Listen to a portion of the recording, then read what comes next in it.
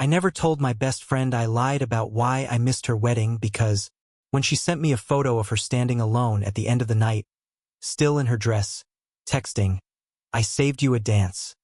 I knew telling the truth would only turn her loneliest night into something so much worse. I never told my best friend why I really missed her wedding.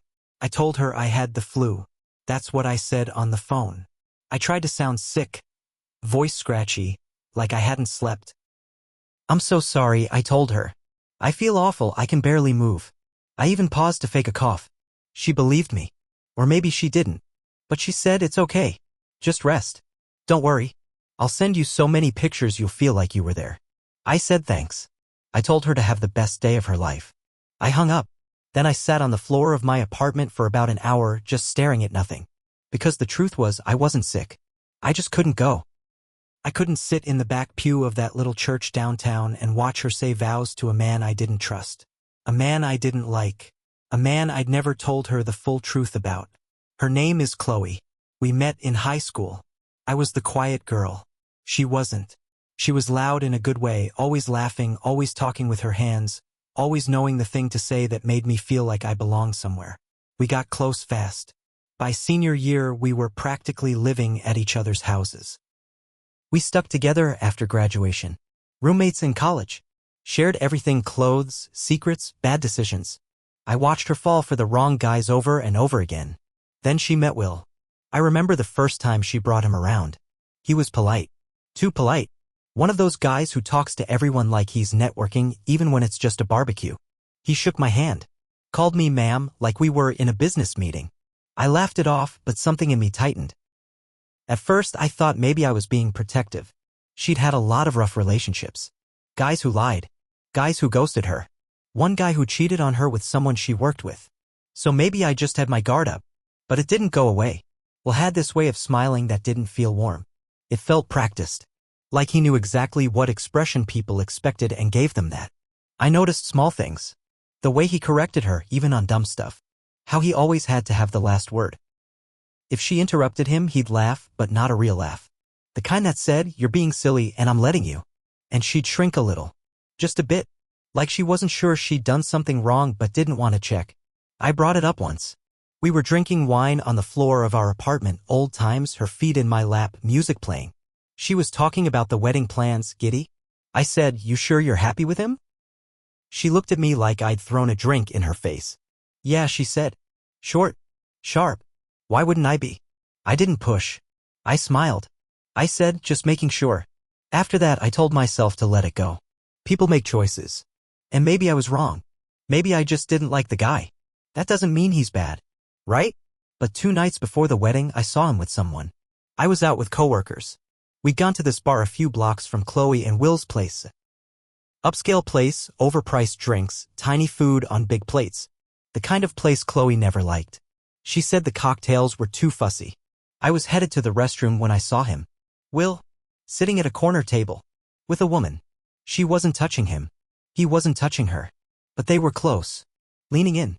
Laughing in that way people laugh when they're trying to impress each other. Her hand on the table, palm up.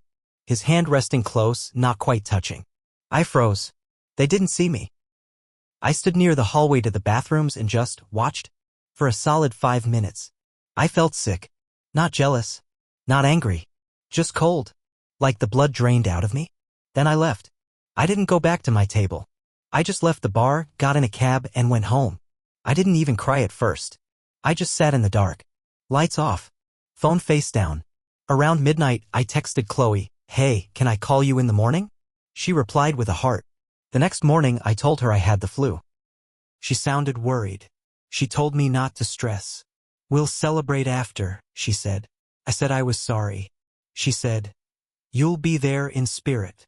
The day of the wedding, I sat at home in my pajamas. I didn't turn on the TV. Didn't go on social media. I just sat. Every hour that passed made me feel heavier. Then, at 11:12 p.m., my phone buzzed. It was a photo. From her. She was alone. Still in her wedding dress. No shoes. Makeup a little worn down. Standing on what looked like the empty dance floor. Behind her, the DJ booth was half torn down. The lights were low. Her caption said, "I saved you a dance." I stared at it. That was the moment I broke. I started crying. Like actual sobbing, doubled over, can't breathe crying. Because I missed it. Her moment. And I did it on purpose. Not because I was sick. Not because I forgot. Because I saw something and I didn't know how to carry it. I told myself I was protecting her. That if I showed up, and she saw the look on my face, she'd know something was wrong.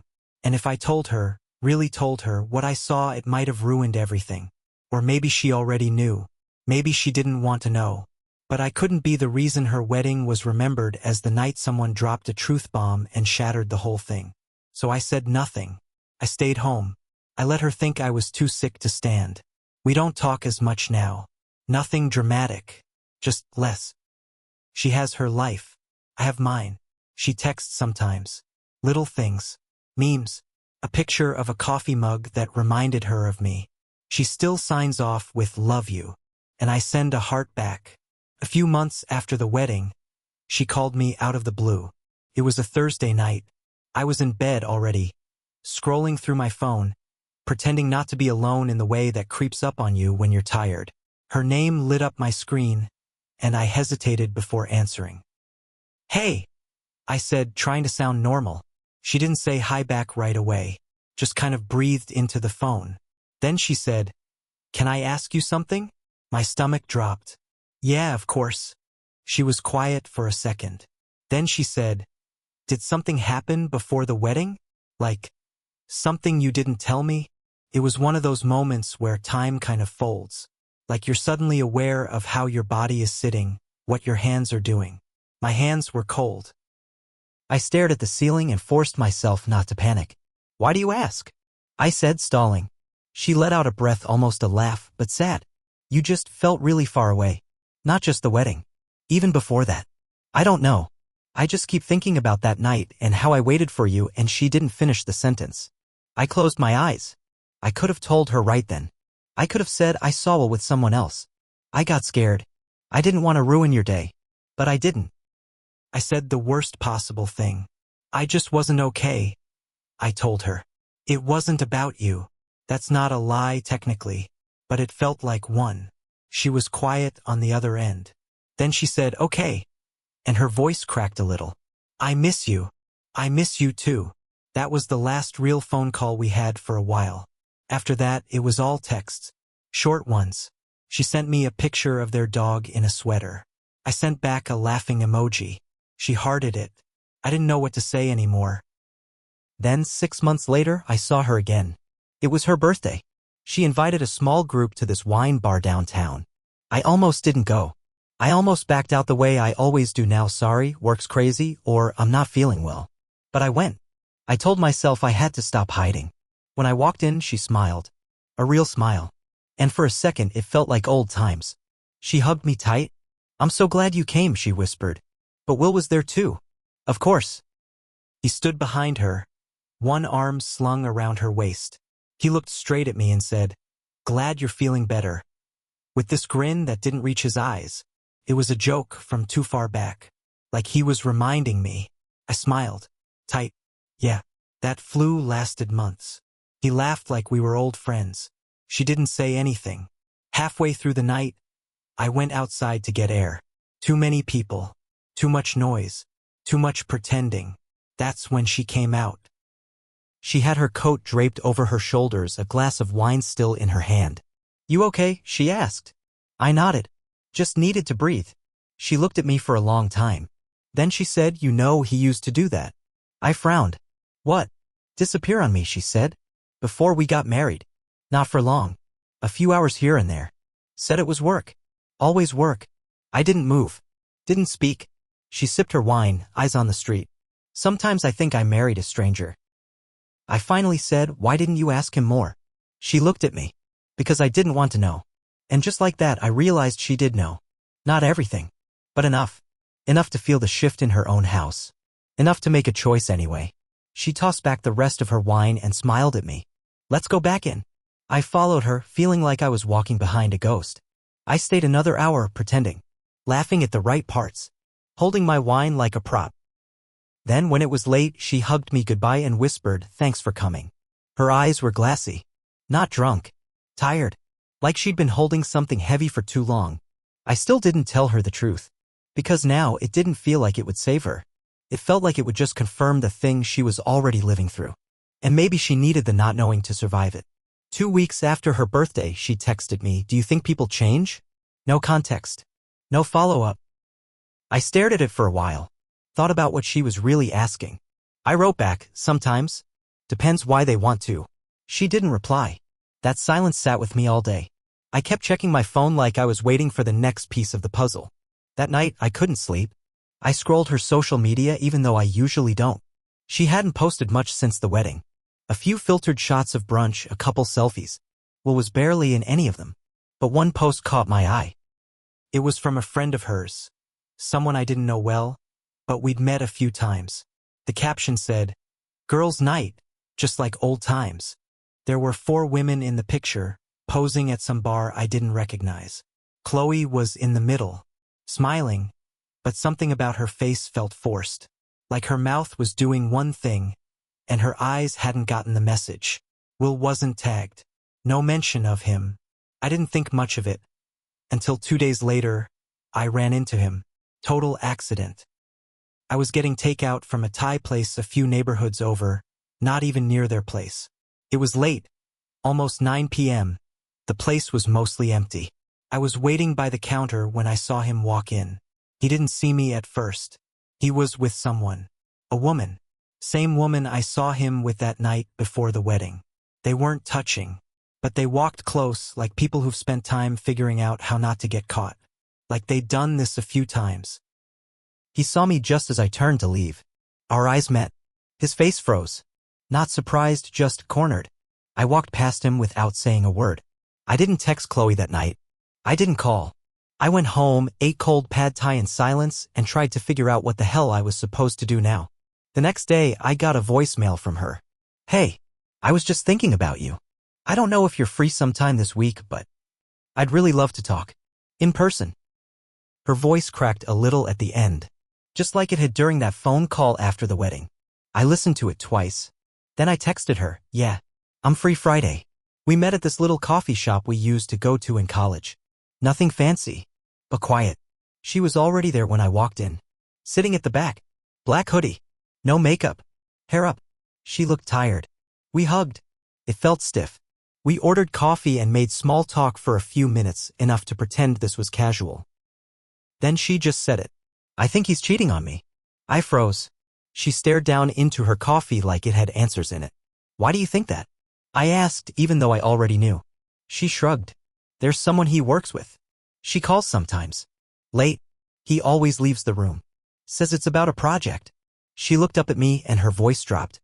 "I saw them together. At a bar. Last month." I blinked. "Did you ask him about it?" "Yeah. He said I was overthinking. That she just needed advice." She let out a bitter laugh. "He's always helping. Always somewhere else." I swallowed hard. My hands were shaking a little. Then she said something I didn't expect. "I feel like such an idiot. Like, maybe I should have seen it sooner." I didn't answer right away. Then I said, "You're not an idiot. You just wanted to believe him. That's not stupid." She looked at me, eyes narrowing just slightly. "Is there something you're not telling me?" That question sat between us like a loaded gun. I opened my mouth. Closed it. My whole body felt tense. "I don't know," I said. "I mean, maybe I didn't say everything before the wedding, but I didn't want to ruin anything." She nodded slowly, but didn't press. We sat there in silence. Then she said, "If you had told me something back then, do you think I still would have married him?" I wanted to say no. I wanted to tell her that my silence was the thing that changed her whole life. But I couldn't, because deep down I think she already knew who he was. She just didn't want to admit it then, and maybe she still doesn't. So I just said, "I don't know." She looked out the window.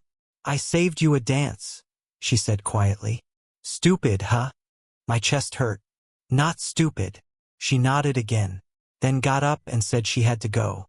No hug this time, just a soft "see you," and the sound of the door as it closed behind her. A week passed, then 2. No calls, no texts. I told myself she was just processing, that maybe she needed space. But the silence felt different this time. Heavier. Then, Out of nowhere, I got a message from an unknown number. It was a screenshot. No text.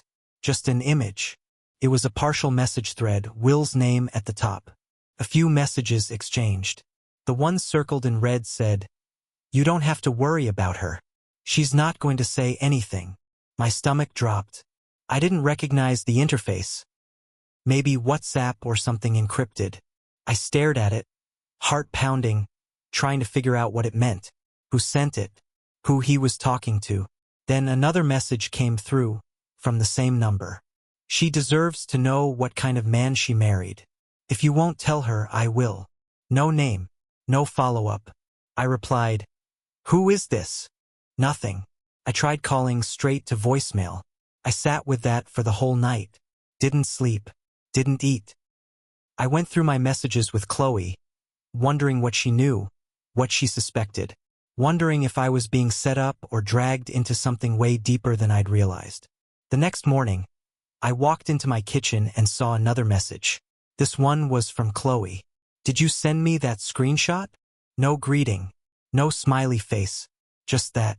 I replied, "No, but I got it too." 3 dots appeared, then disappeared, then appeared again.